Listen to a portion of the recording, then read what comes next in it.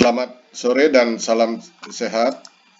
Bertemu kembali pada mata kuliah Konservasi Sumber Daya Perairan bagi mahasiswa semester 7 Program Studi Manajemen Sumber Daya Perairan.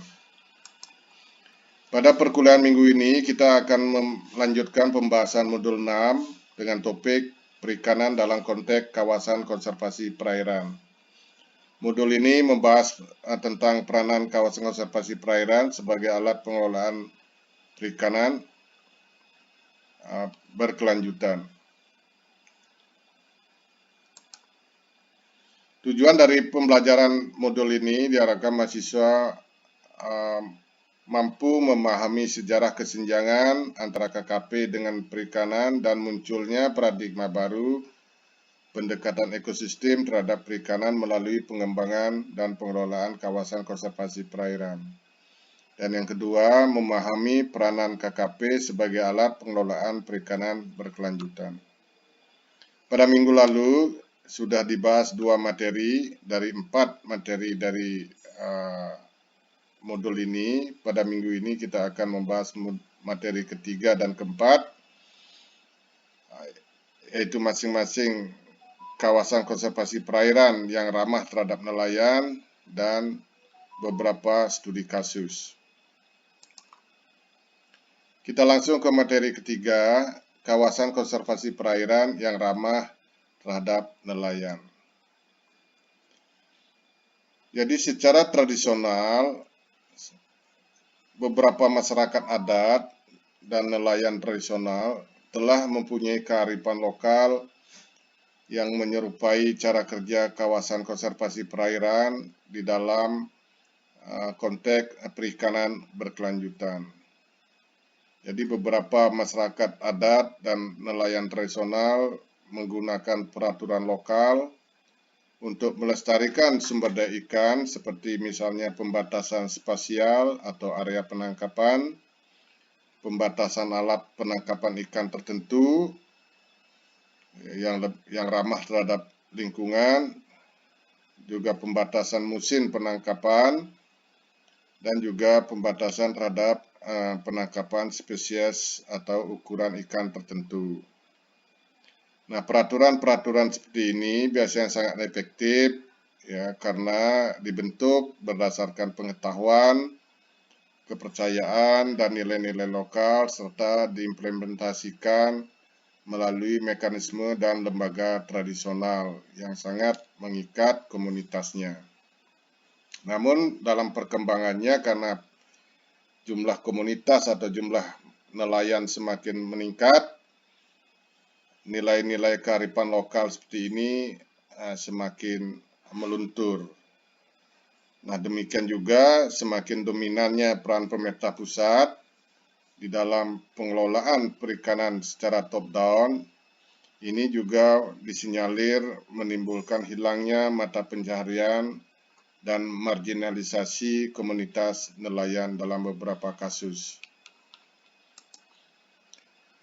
Nah, rejim manajemen perikanan top-down telah mengakibatkan hilangnya mekanisme pengelolaan perikanan tradisional.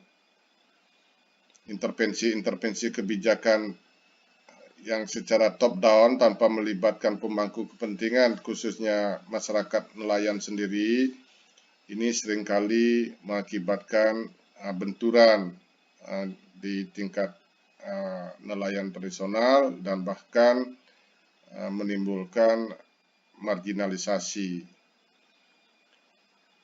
Kawasan konservasi perairan atau mungkin taman nasional atau bentuk-bentuk kawasan konservasi lainnya yang diprakarsai oleh para konservasionis, terutama ahli-ahli konservasi dunia dan juga oleh manajer perikanan, dan beberapa diantaranya berdasarkan kebijakan internasional.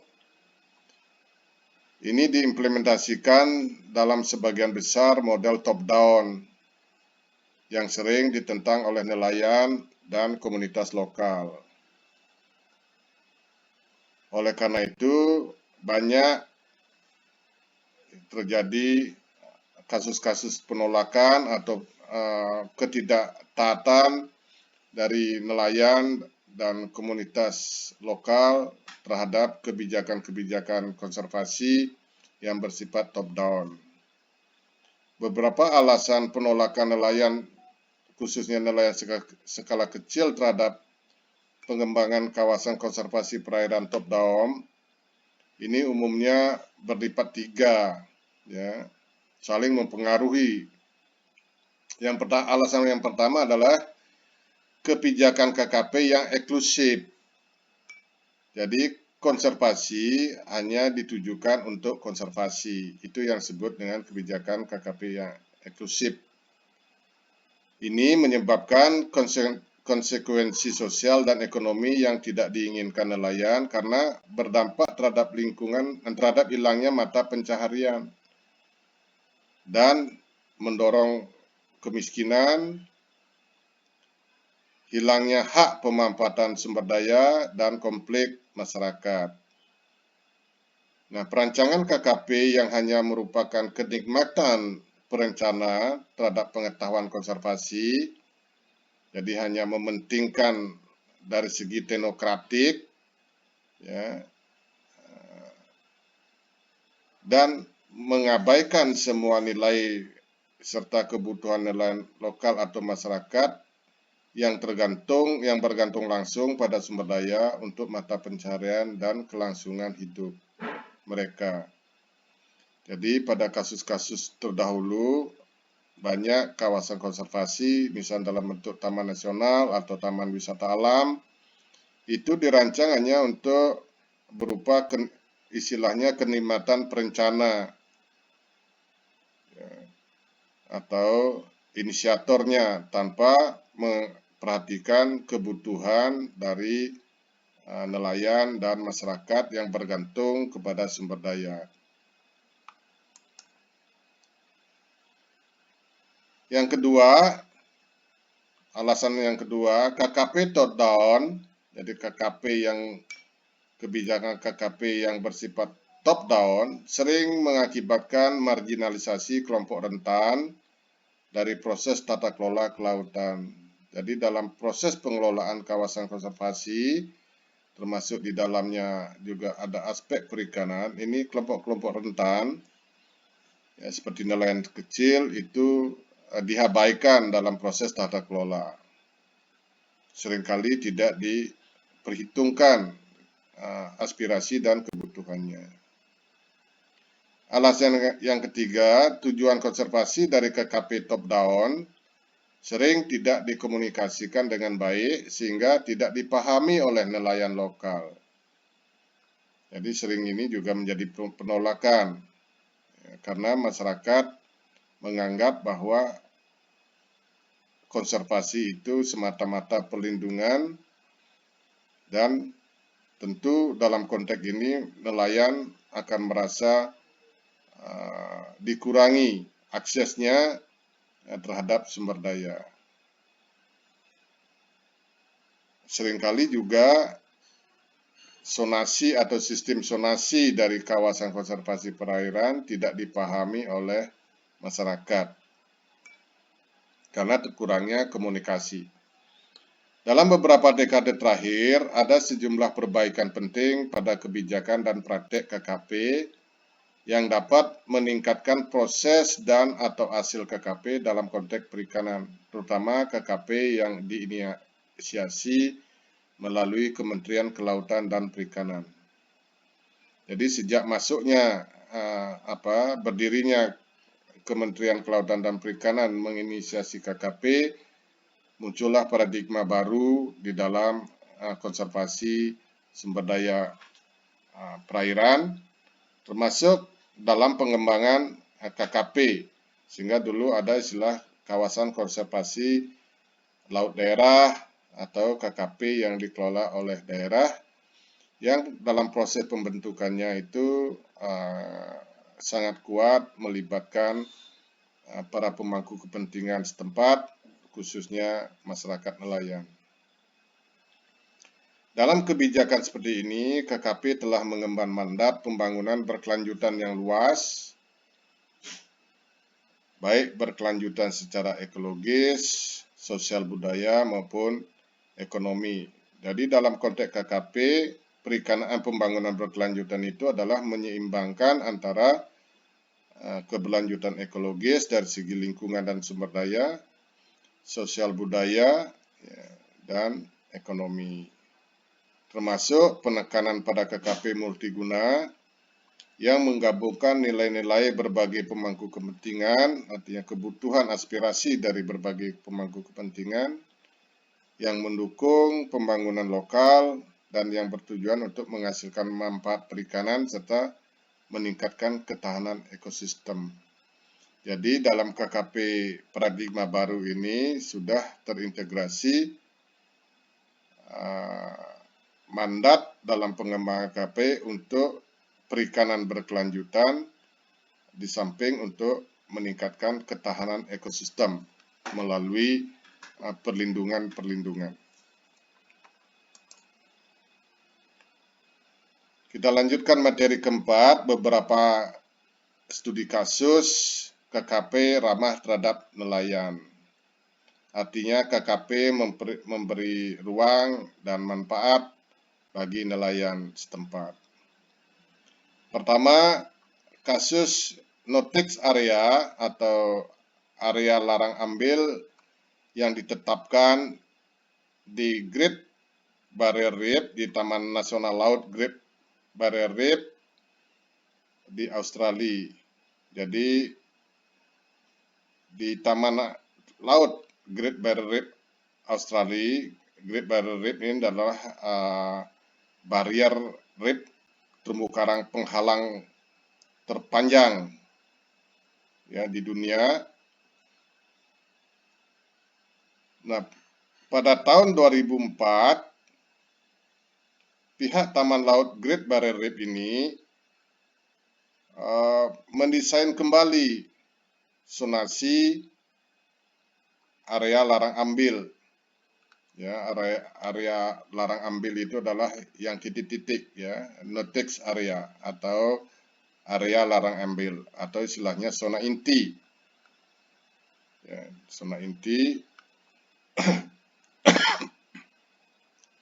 ditingkatkan dari 4,6% area taman laut menjadi 33,3%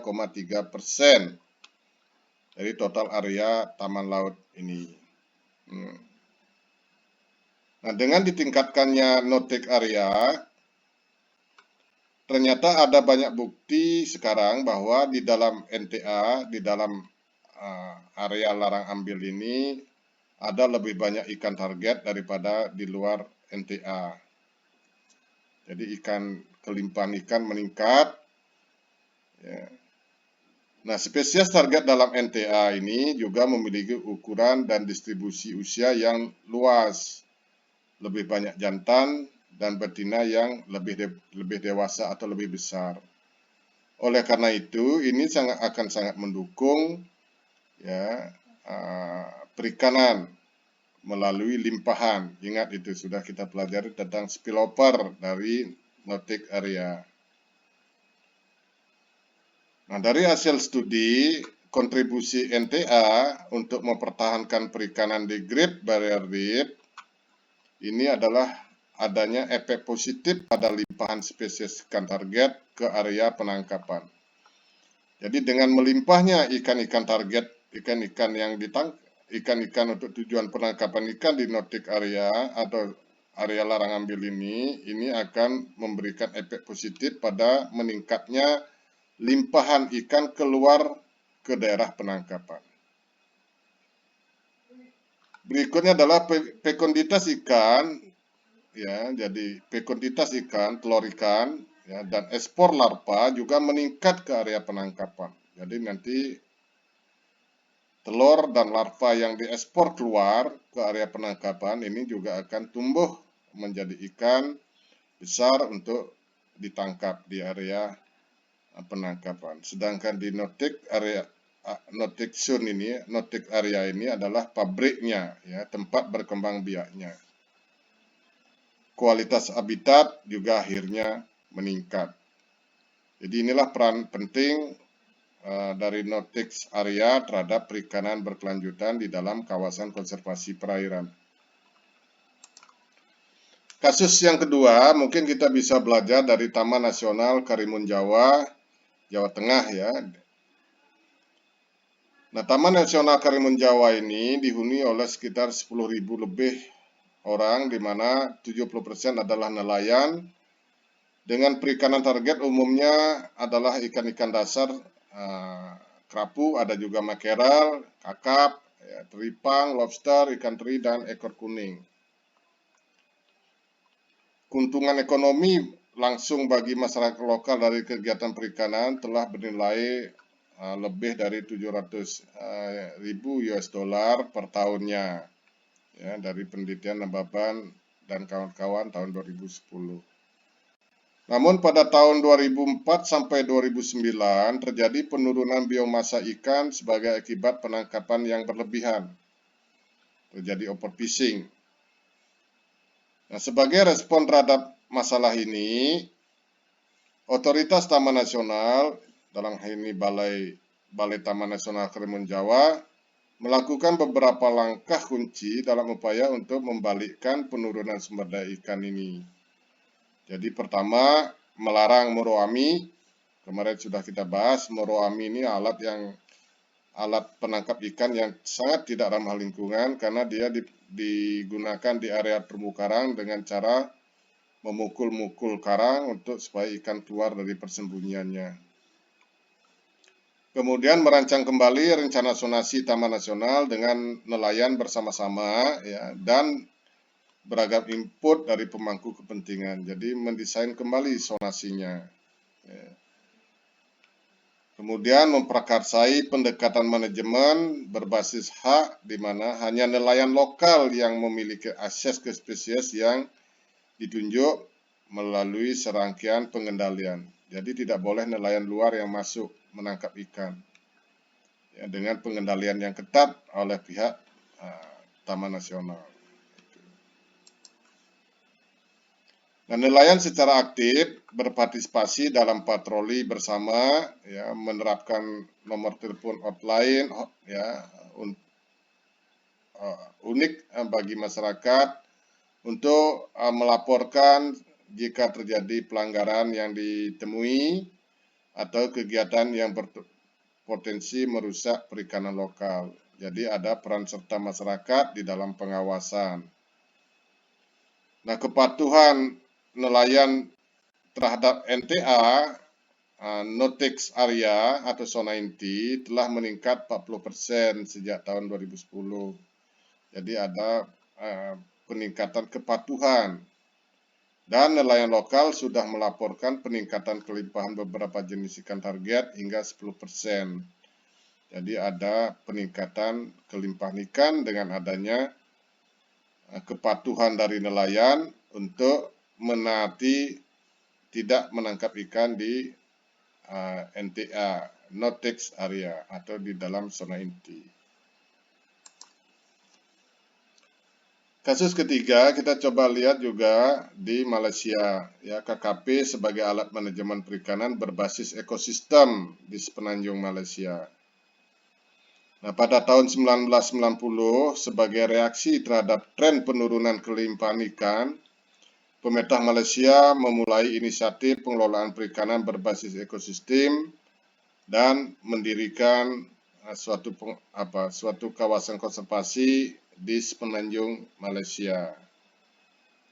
Tujuan utama pembentukan KKP ini adalah untuk meningkatkan sumber daya perikanan melalui perlindungan habitat kritis untuk berkembang biak, tempat tinggal, dan pertumbuhan spesies ikan-ikan target, ikan-ikan yang menjadi sasaran penangkapan. Hingga saat ini ada 42 KKP di semenanjung Malaysia. Ya, struktur tata kelola melibatkan lembaga pemerintah federal karena di Malaysia adalah negara bagian, ya, ada negeri istilahnya. Di sana ada pemerintah pusat, ya, federal, dan ada pemerintah daerah atau lokal. Sejak tahun 2003, pemerintah telah membebankan biaya masuk kepada siapapun yang memasuki KKP. Jadi ada apa istilahnya entry fee, ya, ada biaya masuk, dan pendapatan yang dikumpulkan dari biaya masuk ini pada saat ini telah mampu menutupi 40% dari biaya pengelolaan KKP. Jadi melalui entry fee ini diperoleh dana untuk membiayai pengelolaan KKP, termasuk untuk patroli, pengawasan, pengendalian, dan lain-lain. Tujuan untuk meningkatkan stok ikan dalam KKP tercapai sebagian dalam 5 tahun. Jadi tujuan untuk meningkatkan stok ikan ini sudah tercapai sebagian dalam 5 tahun. Yaitu berupa pemulihan spesies pelagis kecil, dan dalam 10 tahun ada pemulihan ikan yang ditandai lebih tingginya dalam rantai makanan. Kemudian pemulihan kelimpahan ikan di dalam KKP ini berkontribusi pada limpahan ke wilayah sekitarnya atau spillover, ya, ke wilayah sekitarnya, dan akibatnya setelah sekitar 10 tahun KKP ditetapkan, tingkat penerimaan dan dukungan dari komunitas nelayan semakin meningkat. Karena KKP telah nyata dapat berkontribusi terhadap peningkatan stok ikan di dalam KKP. Nah, jadi seperti ini pada peta ini, jadi ada 42 buah KKP yang telah didirikan di Malaysia, ya, untuk pengelolaan perikanan yang berkelanjutan. Kuncinya adalah bagi Malaysia ini dalam pengelolaan KKP adalah diperolehnya biaya dana dari pengelolaan KKP ini untuk menutup atau membiayai sebagian dari upaya pengelolaan KKP, terutama dalam pengawasan, pengendalian untuk meningkatkan ketaatan masyarakat terhadap aturan-aturan, khususnya adalah perlindungan di no-take area, ya, di area larang ambil. Jadi sekianlah materi kuliah sore hari ini. Kita akan ketemu pada sesi diskusi. Sekian dan terima kasih atas perhatiannya.